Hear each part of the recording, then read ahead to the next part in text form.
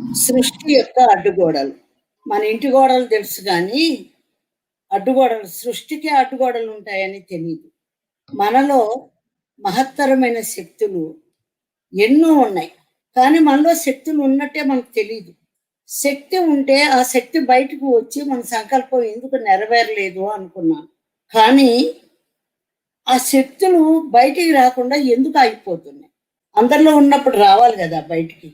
రాలేదు. ఎందుకు ఆగిపోతున్నాయి అంటే, ఈ మనస్సులో ఉండే మనస్సున గూడు కట్టుకొని ఉన్న ఆలోచనల నుంచి ఇక్కడ ఏం చెప్పారు? గూడు కట్టుకున్నాయి.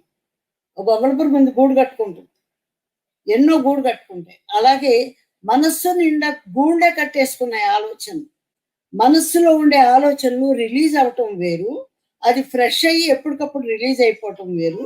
అలా కాకుండా ఈ గూడు కట్టుకుని ఉన్నాయి. మన మనస్సులో ఆలోచనలన్నీ.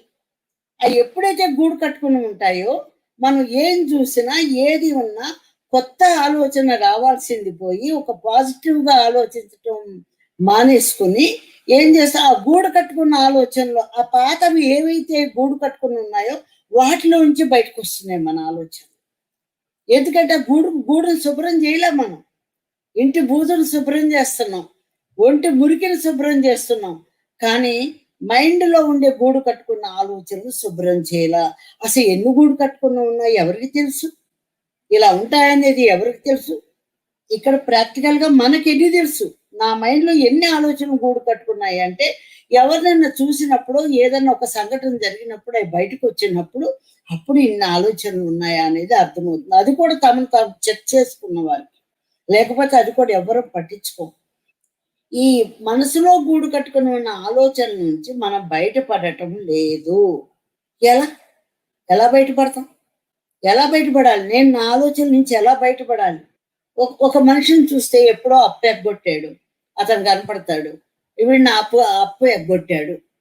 ఇదే ఆలోచనొస్తుంది. అంటే గతంలో వాళ్ళు ఏం చేశారో, ఆ గతం నుంచి ఆలోచనలు మనకొస్తున్నాయి. ఆ గతమే గూడు కట్టుకున్న ఆలోచనలు.